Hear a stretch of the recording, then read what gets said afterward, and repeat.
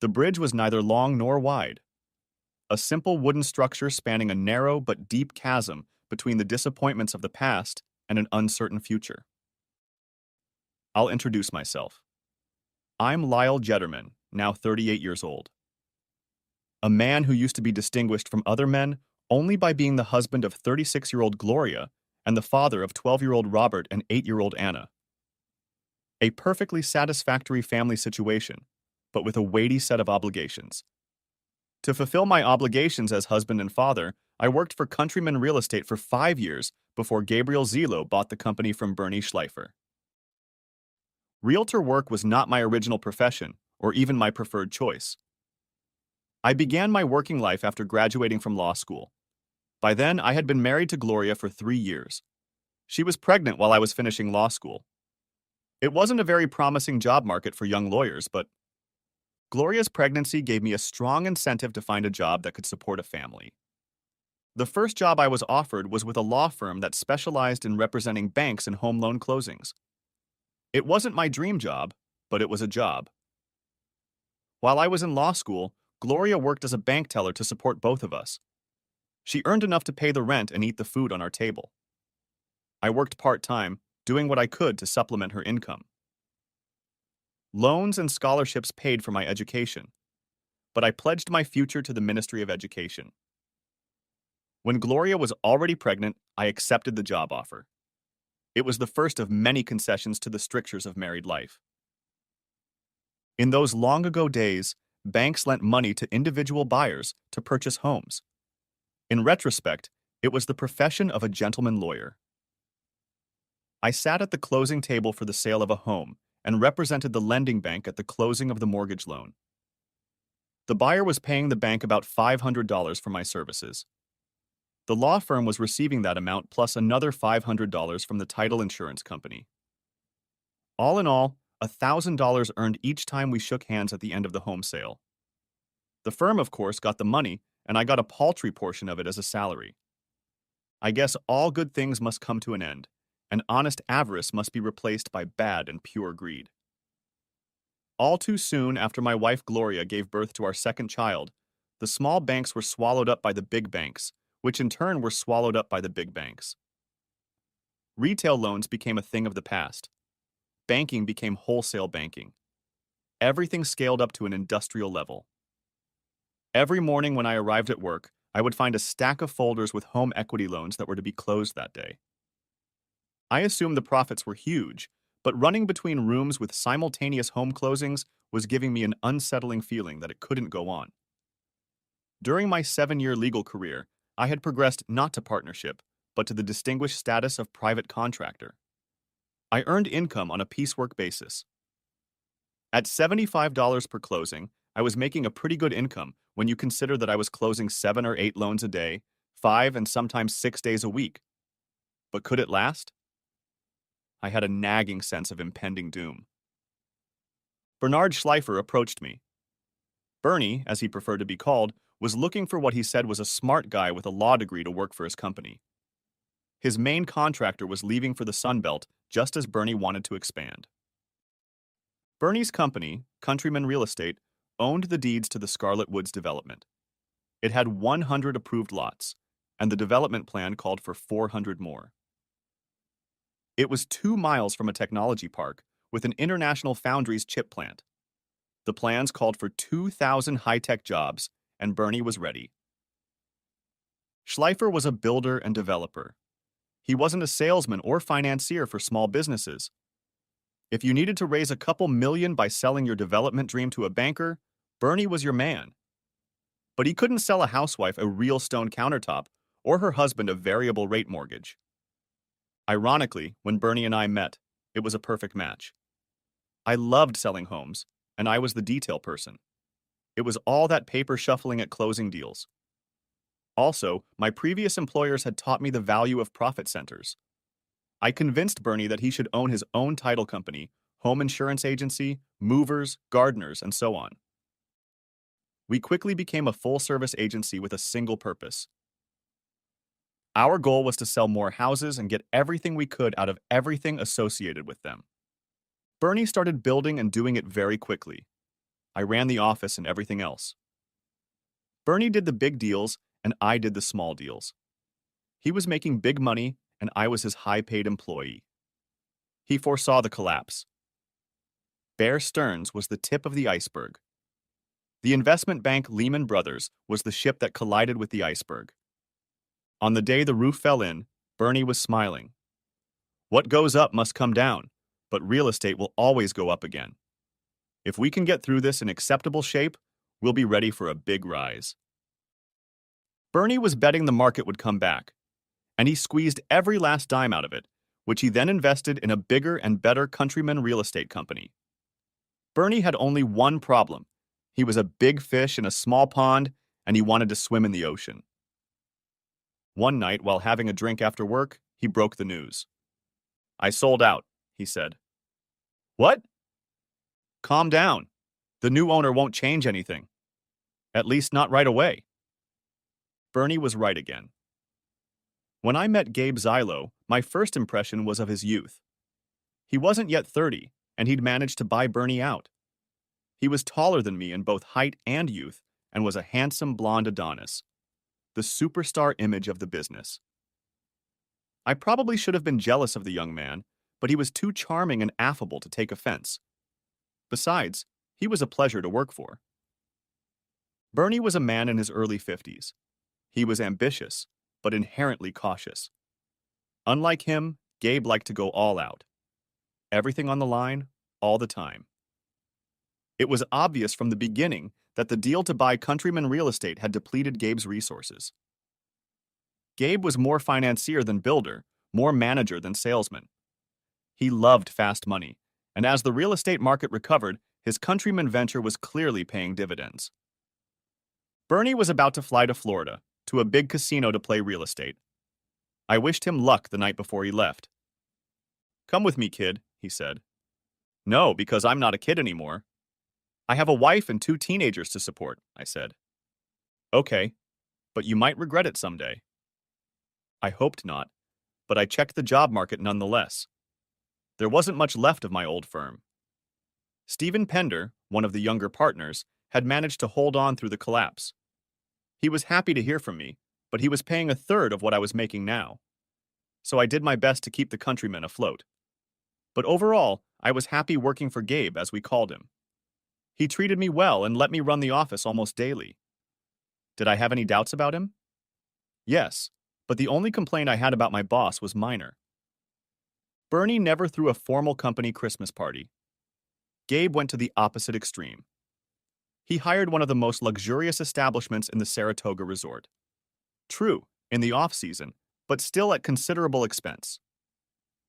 Employees, contractors, bankers, and realtors gathered for the party, which took place on the first Saturday in December.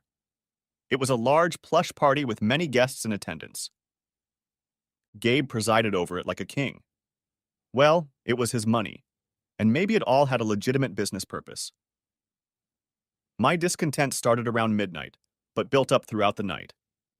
I had arrived with the most beautiful woman in the place on my arm. I'd married Gloria right out of college.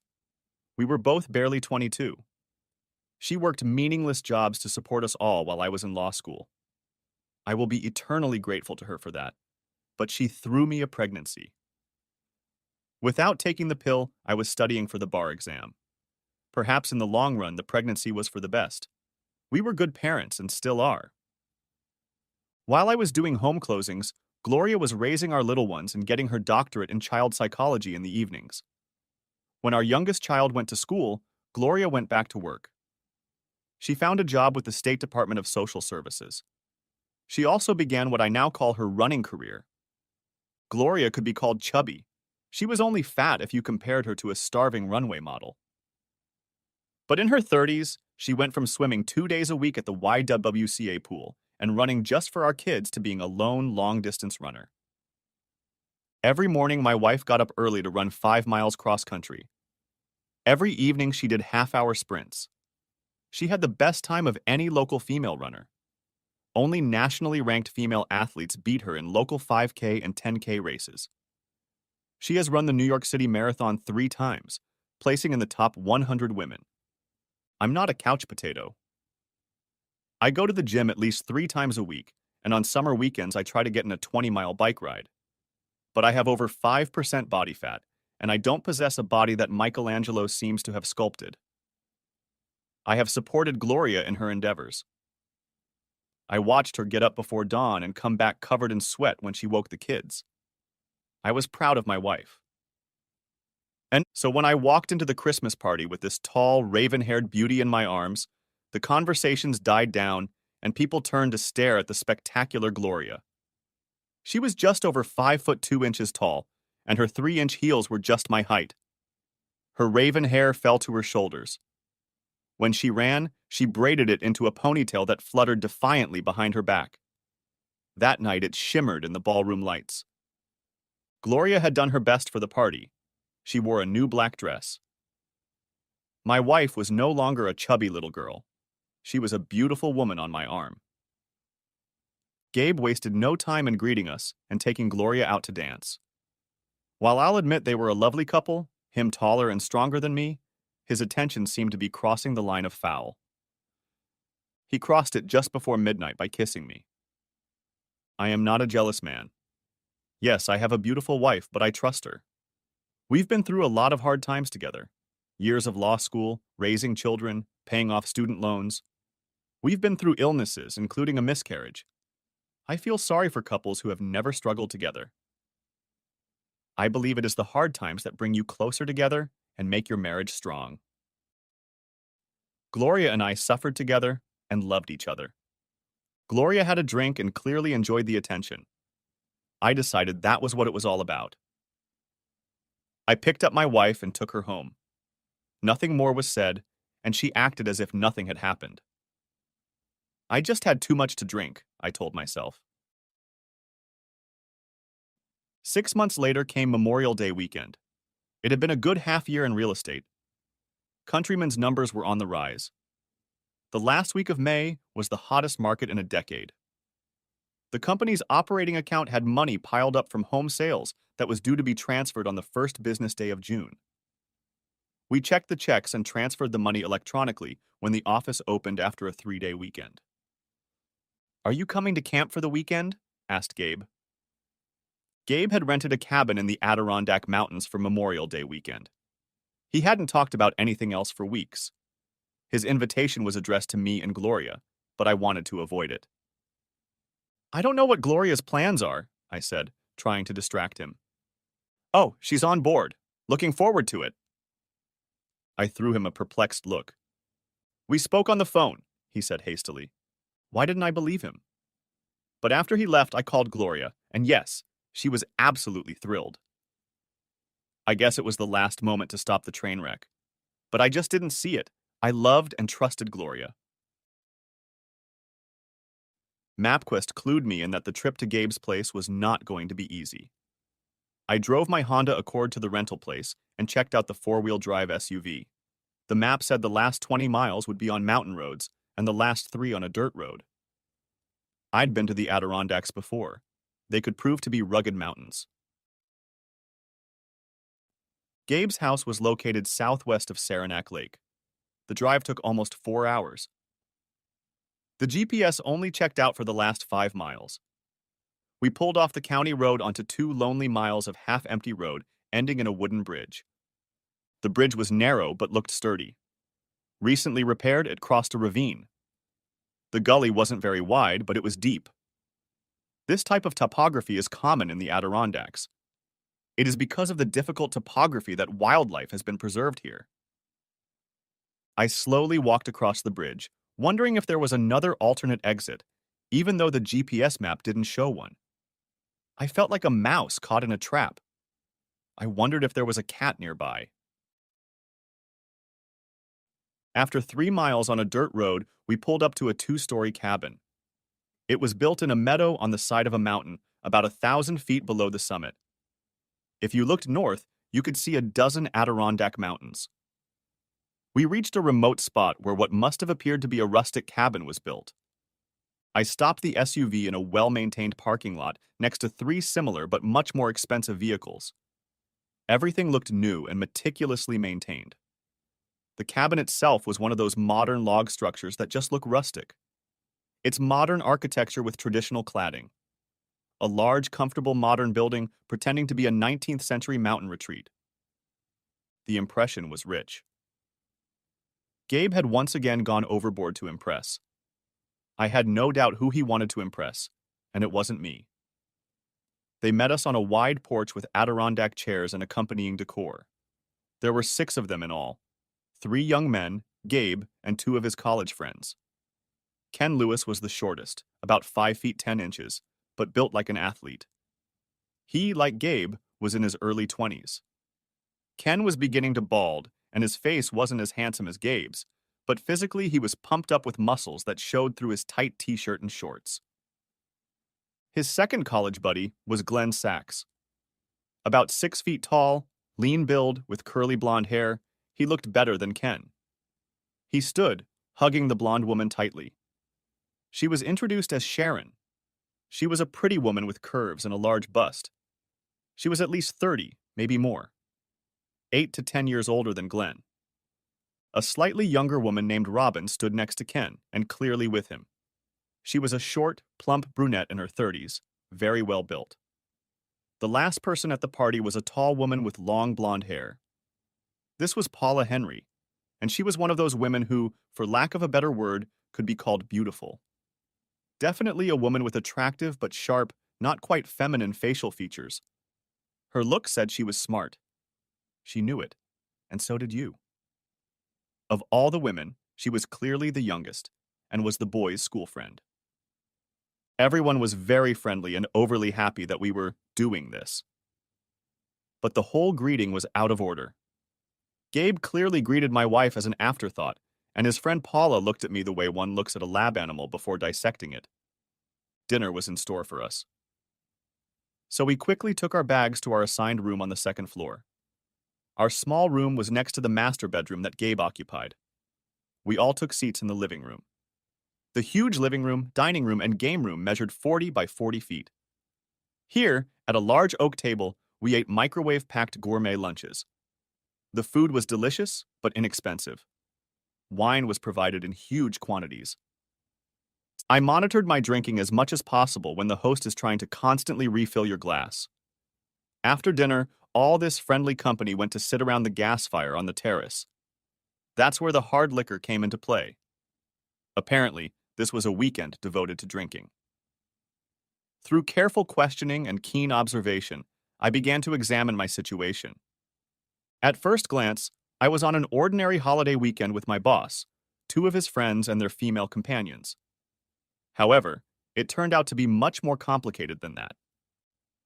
It only took a few minutes to find out that Robin had a fiancé somewhere, but not here, and Sharon was married with 2 children and a husband at home. Sharon and Robin worked together and were allegedly at a girls-only weekend health spa together. The cheating was treated casually and with humor. And Paula kept her eyes on me and seemed like she didn't fit in with this group. You'd think she was with Gabe, but she didn't take offense to the fact that he was openly flirting with my wife. In fact, he sat between Gloria and Paula for most of the evening. Gabe continued to talk mostly to Gloria. My attempts to engage Paula in conversation were met with only polite interest. She was sending me signals not to try to start anything. Toward midnight, I sensed that the party members were ready to retire to their bedrooms to complete the evening's festivities. But they were waiting for something. Suddenly, Gabe turned to me and said, "Lyle, you must be tired after the long drive." "Yes, dear. Why don't you head to bed and I'll join you in a little while," my Gloria said. "Hell, not before I have another drink," I said, grabbing the bottle. "Unless you save it, Gabe." I smiled at him, but inwardly cursed this pig who was trying to seduce my wife. I also wondered what Gloria was playing at. She sat up with him all night like she was at a Christmas party. Maybe she was in love? Did my 16-year-old wife really have a crush on my boss? It was a waiting game, but I won it. Eventually, Gloria retired with me to the bedroom. And the morning light shining through the loose shutters of the large bedroom window woke me up. Gloria usually got up long before me to go for her morning jog, but her excessive drinking the night before had taken its toll. I pulled the blinds shut, getting out of bed and heading into the small bathroom with a shower stall. It was a small bedroom, but its amenities were more than adequate.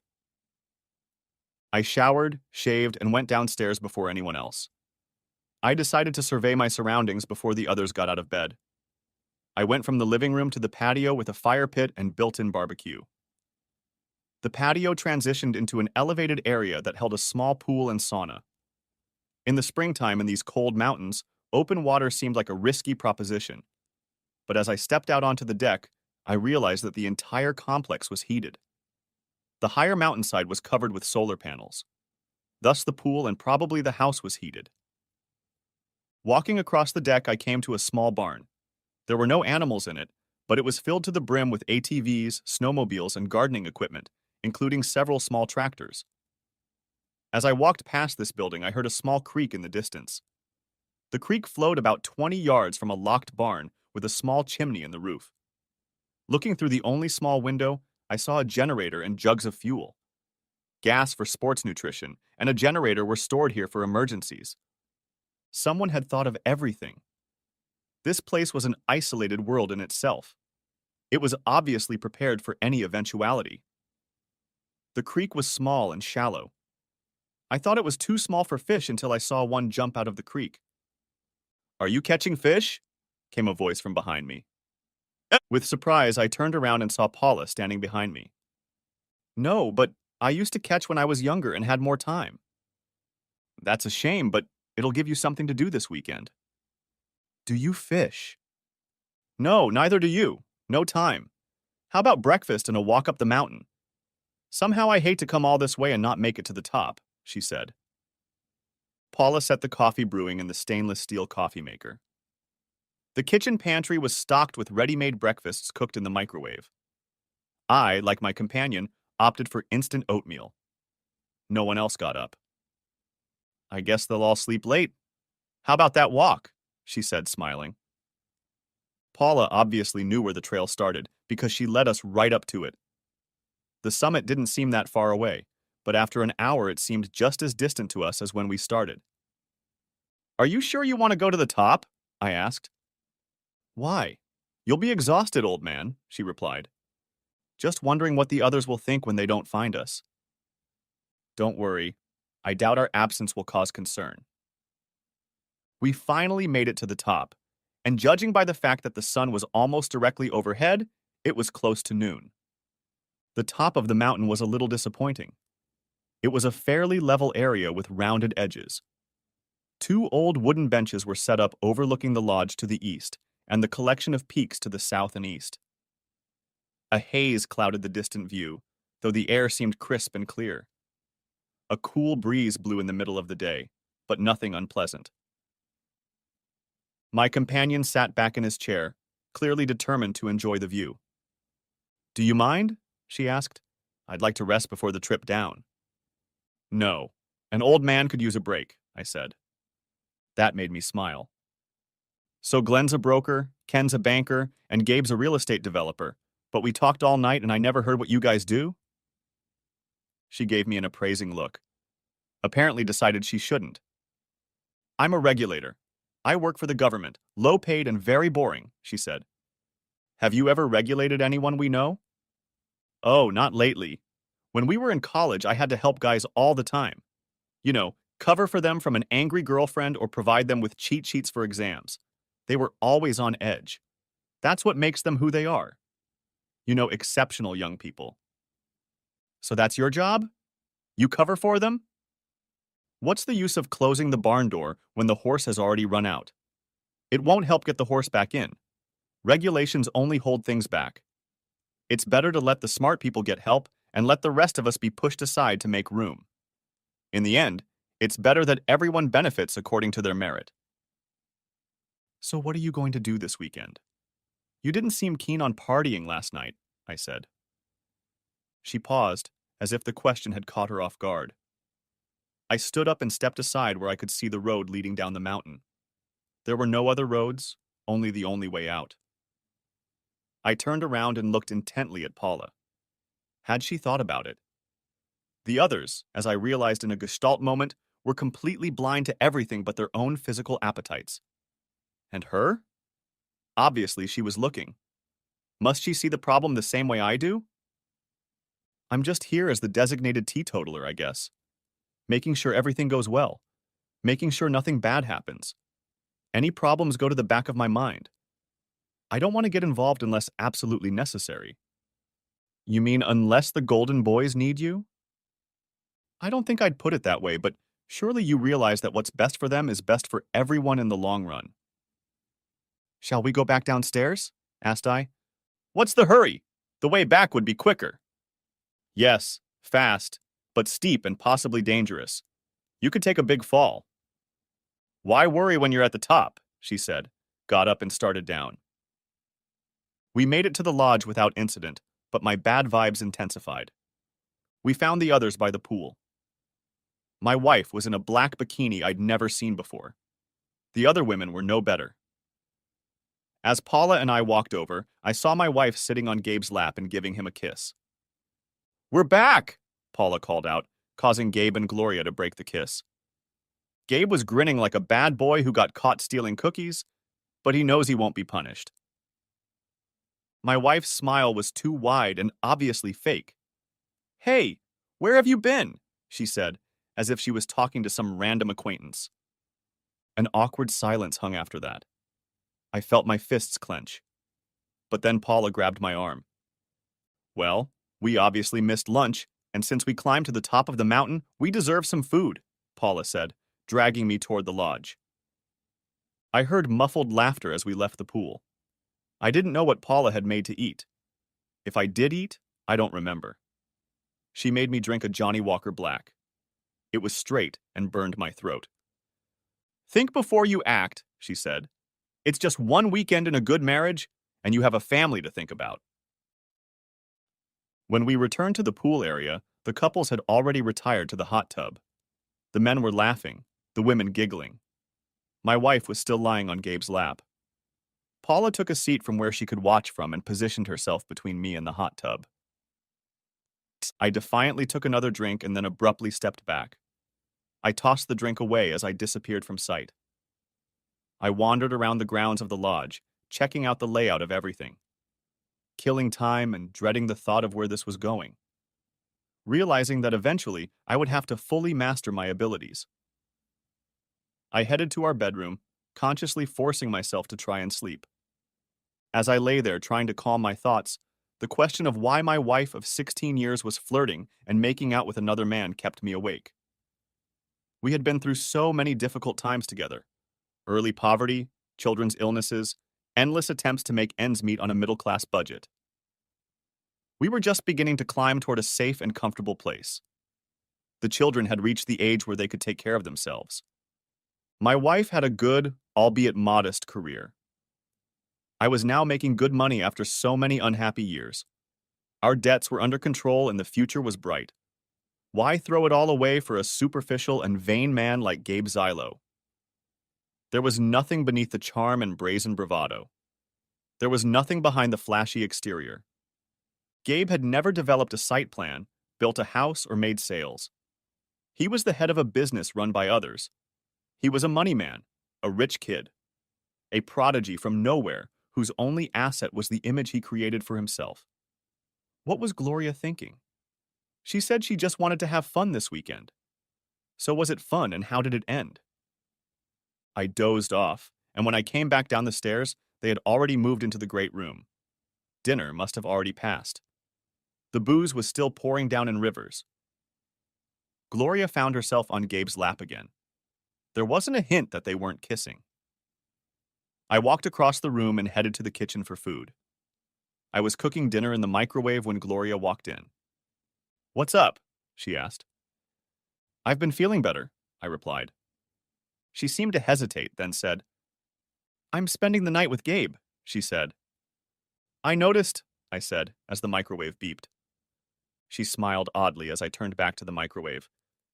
"No, I mean, I'll be in his room tonight." I remained very calm. I stood with my back to her. It was important that she didn't see the pain she was causing me at this moment. "I see, and our 16 years of marriage?" "That's why I can do it. It's just for the weekend. Next week I'll be all yours again," she said. Oh, and Gabe won't mind. She wrapped her arms around me from behind, burying her head in my back. Of course not, silly. Gabe likes you. He says you two are going out together. It's just a fling. A little weekend fun. Okay, she said, putting her arm around me. Do I have a choice? I asked. Not really. It's already decided. I'm just telling you to let you know, she said. She let go of me, and I heard her walk out of the kitchen. I walked over to where the kitchen led out into the great room. They were already at the stairs. As they were going up, Gabe looked back. He grinned and gave me a thumbs up, like we were in on it. He said something in Gloria's ear, and she turned and waved and smiled at me. I turned back toward the kitchen. Apparently, everything we'd been through together meant nothing. My wife had abandoned and humiliated me. I threw the food out of the microwave. Instead, I made coffee. It was going to be a long night. As the water boiled, I heard someone enter the kitchen. Turning around, I saw Paula watching me. I didn't expect it to be caffeine. Wouldn't alcohol be more appropriate? She said. To each his own, I said. But tell me, what is your function here? She shrugged in response. I try to help, making sure things stay calm. And how are you going to do that? Sleep with me. She laughed. No, I don't go that far, but don't get discouraged. You'll get your wife back and maybe a bonus. So, I said, there's money involved. Not always. You can't hustle because you work for a man. You have a family to think about. What can you do but accept what they give you? It's their world, not yours. That's just the way it is. Sounds like she's having a good time, Paula said, grinning. Well, that's fine. A nice weekend for everyone in the mountains. You know, those rocks have been here a long time. Our existence is just a blip to them. Thousands of years ago, they were covered in a thick layer of ice that brushed them off and cut through the streams and gorges we must now traverse to make our world livable. We sometimes forget how precarious our existence is. One small piece is worth taking away, and our world collapses. Only then do we see what an illusion it is. Paula laughed. My goodness, you're a philosopher. No, just a person who is conscious enough to realize what's important, trying to separate the real and eternal from illusions. She must have decided I wouldn't cause trouble and left me alone with my coffee and my pain. Around 1 o'clock in the morning, I walked up the stairs. As I passed the door to the bedroom, I heard my wife. I took a shower, then changed into my warmest clothes. It was going to be cold outside. While waiting, I tried to ignore the noise coming through the walls. It was past 3 in the morning when the house was finally quiet.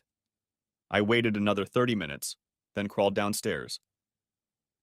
In one of the kitchen cabinets, I found a flashlight and candles with matches.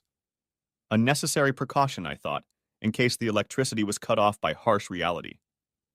The night was truly dark. The moon had already set. The night sounds of the mountains could be heard, but to a city dweller, they seemed silent. I had no trouble finding the shed and the 20-gallon plastic jerry can that brought fuel for motorsports. I also found a wrench. There was a padlock hanging on the generator shed door, but the hinge mechanism was rusted through. The wrench solved that problem. The owners of the cabin provided a good hand siphon for pumping gasoline. It didn't take 10 minutes to fill the canister with gasoline. It took a few more minutes to walk around the lodge building and to the spot where my rented SUV was parked. I poured gasoline into the back, removed the handbrake, and put the truck in drive mode. I let it drive down the road as far as it would go, after which I started it up and drove off. As I approached the bridge, I dropped my speed. I carefully drove over it. When I pulled onto the gravel road, I stopped. I took my time and made sure the gasoline had soaked into the wood of the bridge. It was a well-made and sturdy structure. It was something carefully crafted, the work of skilled builders, craftsmen making things. Wealthy people had installed the bridge so that those who lived off the sweat of others could have a fun weekend. The fun had to end. I dropped the match. It hissed, then caught fire. A finger of flame rose as I stepped back. A roaring explosion of heat and fire soon followed. I heard the crackle of the bridgewood as it caught fire. The flames must have been visible from miles away. I turned to my car and drove slowly. There was no need to hurry. Everyone who could see was now trapped on the other side. I was sure I would be far away before they realized their position. About the time dawn broke, I pulled off the highway to get gas. I filled up the SUV and left the empty canister at the pump. Someone would find it. With it, the only link between the fire and me was gone. I turned in the SUV around 9 in the morning and picked up my car. I showered again and dressed businesslike for the office. I had 2 more small things to do to finalize my association with Countryman Real Estate. Bernie was a good boss, but forgetful. He would often call me to fetch something he had forgotten in his office. I had a key to every door and every file cabinet. Gabe was a neat and meticulous man when it came to his office and personal belongings. He had a big new mahogany desk with a built-in safe. Unfortunately for him, he kept the combination in a folder labeled Safe. It was in a locked cabinet, but I had the key, thanks to Bernie. 20 minutes after entering the Countryman office, I retrieved the diary with the password from Gabe's safe and logged into the company accounts. It would have been easy to walk away with everything, but that wasn't my plan. Stealing would get me nothing but jail time. I simply transferred the money from the operating account to another account. When I first started Countryman, we opened a trust account for deposits. With each new construction, a new trust account was opened. It was a state requirement. The original trust account was long forgotten about. The old account was in the records, but it was no longer on the books. It was an empty account until I transferred almost $20 million into it. I transferred all of our cash into it and, for extra convincing, maxed out the line of credit. My actions may seem like an empty gesture. Nothing was stolen. Everything was still in place. But it would take a few days to find and recover that money. Early Tuesday morning, electronic fund transfers hit an empty transaction account. Hundreds of payments hadn't gone through. I wasn't sure how big the damage would be, but we always borrowed more from banks than we had. We existed on credit. Take away that credit and times would get tough, at least for a while. Countryman will have to work hard to restore his good reputation. The longer the deficit lasts, the more serious the problem will be. With any luck, Gabe will still be on the mountain on Tuesday. I won't be, because my next action after putting everything in place will be to write my resignation letter. I was about to leave the office, placing my resignation letter on Gabe's secretary's desk, when my cell phone rang. I looked at my phone. Gloria's picture appeared on the screen. I ignored the call. A moment later, the phone went to voicemail. I shouldn't have listened, but I did. "Baby, where are you? They say the car's gone. I'm worried. Call me," my wife said. About half an hour later, the phone rang again. It was Gabe. "Hey, Lyle, are you okay, buddy? Gloria's really worried. Give her a call. Right now." I caught a little threat at the end. It brought a smile to my face. That Sunday, there were 3 more calls from Gloria and a second from Gabe. In the second call, he was more threatening, demanding that I call him back. Monday morning, I went to pick up the kids from Gloria's parents. As I was on my way out the door, Gloria called again. "Lyle, I'll be back tonight. We need to talk. If you get this message, please call. I'm really worried. This is childish," she said. I was sure she wasn't coming back. When I arrived at her parents' house, they were already waiting for me. "Gloria called and said you could come alone to pick up the kids," her mother said. "You need to call her son," her father said. "She said she'd be back tonight. I think it's best if I wait until then. We have some things we need to work out in person." I wasn't going to get into a discussion with my in-laws if I could avoid it. My in-laws were not happy, but there was little they could do. My daughter caught on that something was wrong, but I told her, "This is an adult problem between Mom and me, and to be fair to her, we should wait until she comes home to discuss it." Once the kids were home and settled, I went to the room that used to be our bedroom and called Felix Rodriguez. "Hey Lyle, how's it going?" he said back. Not so good, Felix. I need your services, I said. Felix was the best family lawyer I knew. He was good both as a lawyer and as a person. Oh, what's the problem? He said, I need to file for divorce. No way, you shouldn't joke about such things. Gloria had an affair with Gabriel Zelo, with my boss. Shit. I'm really sorry about that. What do I need to do? Felix and I discussed it on the phone for about an hour. I set up a meeting for late Tuesday night to get into action. The calls kept coming from the mountain. Apparently, her parents were calling. The messages were conciliatory. Gloria was alternating with Gabe. No threats. Hey, kid, if I made a mistake, I apologize. I don't want what happened this weekend to affect our working relationship. That would be bad if you know what I'm getting at, he said.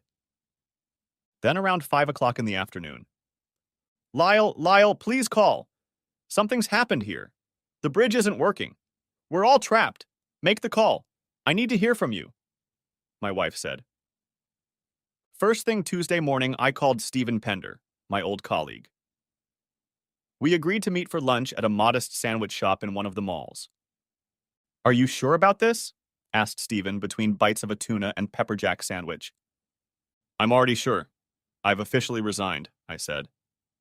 As if to emphasize this fact, I got a call from Donna, my secretary at Countryman. Lyle, they say you've resigned, but you need to come in. There's a hell of a lot going on here. Something is very wrong, Donna said. Sorry, it can't be helped. I don't work there anymore. I suggest you call Gabe. They say he's stuck in the mountains. Something about a bridge. I'm sorry to hear that. Well, don't worry about it. I'm sure things will work out eventually. Something I should know about? Asked Steve. No, nothing that worries me anymore, I said. Well, if you're sure, I think I can improve my last offer by $10,000 a year. If you can get started right now. Isn't tomorrow too soon? No, that would be great, Steve said. I started at Pender and Associates on Wednesday morning. I was just getting settled in on Wednesday afternoon when a visitor came to see me. Where's my money, you freak? Gabe Zelo said. What money are you talking about? You know, the operating funds. Excuse me, perhaps you should talk to the company accountant. If I do, I'll prosecute you for embezzlement, he said. I only smiled at him. He had found a way out of this mountain, but where were the operating funds? You think you're some wise lawyer, but you're just an asshole who can't satisfy his wife. She was very happy with me, he said, and walked out. The next day I got word from the police. They called and asked me to come to the station to answer some questions. Excuse me, I have just started a new job. My time is very limited, but feel free to put your questions in writing and I will get back to you. The officer on the phone tried to explain that this was not their custom, but I immediately explained that I am a lawyer and I do everything in writing or not at all. We chatted for a few minutes, and then he hung up. I knew the police would have to confirm the embezzlement charge before they could act. That would mean tracing the money. I expected that within a few days they would find it in the company account where I had deposited it. That would be the end of the case. After that, it would just be a civil case, and a shoddy one at best. I was wrong. It took them 2 weeks to find the missing funds. By then, the Countryman was in very serious trouble. The banks had completely shut off access to its credit, and it needed an injection of new capital to get back up and running. Gloria showed up late Friday night with our luggage. Her key didn't work because I had changed the locks. I met her at the door. She didn't look well. Please, Lyle, let me in. If not for me, then think of the kids, she said. No, I won't let you in because you don't live here anymore. I parked your car on the street. I assume you still have the car keys, I said. Do you hate me that much? Yes, I said, and closed the door. I decided that she would drive to her parents' house. There, Felix would serve her with a restraining order and a divorce petition. Those few days of grace that Bridge gave me paid big dividends. Felix forbade her from molesting me, and I got temporary custody of the kids.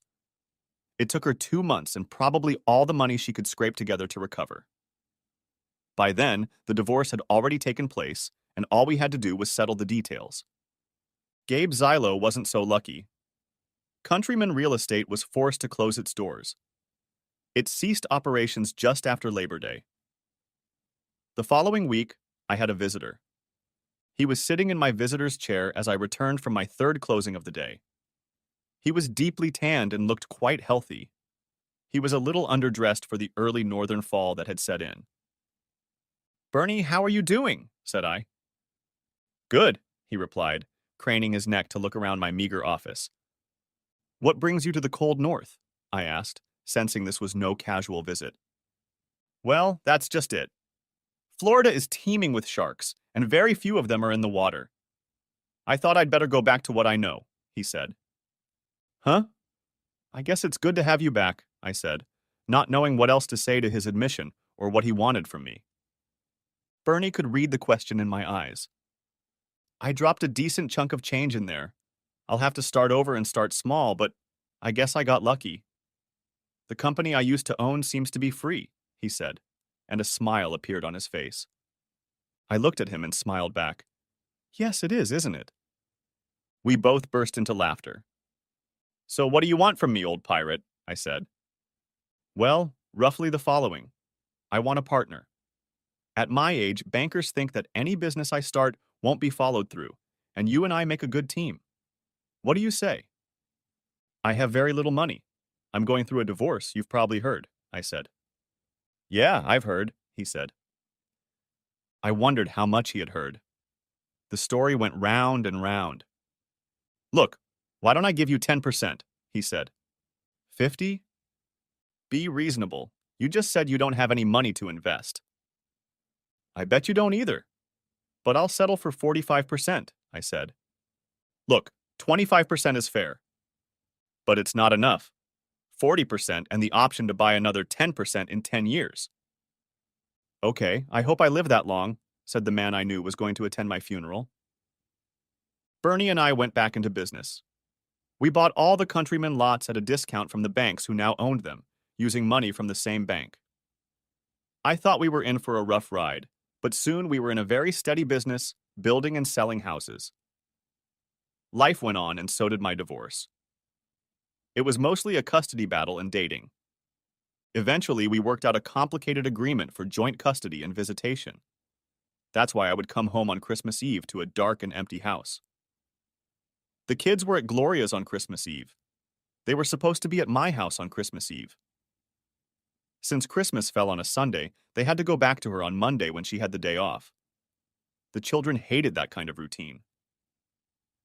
As I approached the house, I saw a figure sitting on the steps. They were shaded from the cold and falling snow. Before I knew it, I recognized my ex-wife. "Gloria, what are you doing here?" said I. She didn't look her best. She was even skinnier than the last time I'd seen her, and her eyes looked empty and devastated. She had clearly been crying lately. "I want to go home!" she wailed. "Where are the children?" I demanded, ignoring her pleas. "With my folks. They want to come home, too. We want to be a family again in our little home. What you did to us is unfair." "I didn't do anything." "Oh, yes, you did. I made a mistake. Sure, it was a bad and hurtful mistake, but it was just one mistake." "You're the one who ruined our family," she accused, anger rising in her voice. She made an effort on herself to calm down. "I told myself I wouldn't lose my temper, but please understand, I have anger issues over this," she said. "You have anger issues?" I was flabbergasted. "Don't play innocent. You're not like that at all. You just happen to be ahead of everyone else?" "I'm not a fool, Lyle. You've never been a saint. I know I hurt you, but that was never my intention." "Do you really expect me to believe that you thought having sex with another man right in front of me wouldn't hurt me?" I said. She looked away. My words had obviously hurt her deeply. I saw her wiping her eyes with her hands, even though she was now standing with her back to me. It was evident that she was crying. Her voice was low and pain-filled but steady. "I was always the fat girl, the last one asked to dance. I had to go along with whoever asked. I was a good girl, so I spent a lot of time fending off rude attacks. I waited for the right man all through high school and almost all through college. When I met you, I knew I had found the right man. When we got married, I was a virgin. I didn't make a fuss about it, but I thought you knew. You're not a prince now, and you certainly weren't then. You were just a regular guy, but I loved you with all my heart. Yes, you were a little smarter than most and more ambitious, but we were always broke. I learned to live with lowered expectations because I loved you. It hurt me to see you struggling so hard. Then Gabriel came along and things seemed to get better. He was everything a woman wants in a man. For once, the prince wanted me. It was flattering. After the Christmas party, he kept calling me. It wasn't serious, just flirting. You know, the kind of thing beautiful women get all the time. Not that I wasn't being hit on, but not the beautiful, powerful elites. He said nice things about you and how lucky I am to have a great guy like you. I bet he just loved the hell out of me, I said. Loved you. He told me how hard you worked and how he wanted to reward you. I knew he was saying that if I was nice to him, he'd take care of you. I guess I let him convince me that you will win if I give in to him. That's true, but so was the fact that I wanted him. It was like there was this crazy buzzing in my head that was pushing me toward him. I was flitting between hoping that something would happen that weekend and fearing that it would. Once we got there, all my resistance started to weaken. I turned to you. I turned to you. I asked you to... What? Are you kidding me? You told me you were going to bed with him. Okay. I didn't say it outright, but you knew what was going on and you didn't say no, she said, turning to me. Tears were running down her cheeks and dripping from her chin. It was dripping from her nose. I believed in you. Like I said that night, we'd been together for 16 years. How could you do that to me? I said. But that's the thing. We were in love with each other. It was just an affair. Nothing compared to what we had before and will have afterward. Are you crazy enough to believe that after hearing you scream with pleasure for him that we could have something together? Oh shit, you can't be that stupid. It was all an act. I wanted to be good for him. I put on a show. Men like that, they need it and expect it. I never act like that in bed, and you should know that after 16 years of making love to me. I only know what you did. How you humiliated me. You put the golden boy above me. The asshole who contributes nothing and takes everything. Powerful, huh? So where is he now? What happened when the crisis hit? I'll tell you. He folded. We live in a society that supports the few over the many based on the myth of some secret genius they possess. Tell me, how was this genius able to get down the mountain so quickly? He called for a helicopter. By then, he already knew you had done something to the business. It was pretty obvious you had burned the bridge. He figured you had stolen his money. The others started to panic. Paula kept saying it couldn't be, that it couldn't be. When the helicopter arrived, there was only room in it for Gabe. The rest of us were abandoned. I think the National Guard eventually set up a temporary bridge to save us. Sharon and I drove back together. By then, her husband knew the whole truth. She was in trouble, just like me. Poor Robin's fiancé broke off their engagement. Glenn and Ken were in trouble too, but I think with Paula's help they pulled through. I think it was just Gabe and us regular people who really bore the brunt. But isn't there enough pain? She asked, looking at me hopefully. There was a lot of truth in Gloria's words. I wasn't completely innocent. I'd worked for Gabe, but unlike the others, I'd never been taken in. I knew the truth, but I refused to admit it to myself. I can't forget how everything happened. They have nothing but false promises. If you look hard enough, you can see the trap. But no one looked. Illusion is much better than reality. We've been through some tough times, but they've gotten better. You and Gabe took away the security of my home. I can never get that back because those bastards proved that everything I believed in was an illusion. You and I were an illusion, I said, as I stood up and headed for the door of the dark and desolate house. She didn't give up. Answer me this, she said. Are you better off alone, without me? Or are you better off with me and our kids around the Christmas tree tonight? I looked at her. It would have been so easy to put her in my arms, love her, bring the kids home to sleep in their own house on Christmas Eve, and pretend that what had happened had never happened. But all I could say was, I don't know. That's a good question, but I don't have an answer for it. With those words, we turned away from each other. What was in our past cannot be changed. We must live for our future. The end. Thanks for watching. I hope you enjoyed it. So subscribe to my channel and watch the next video.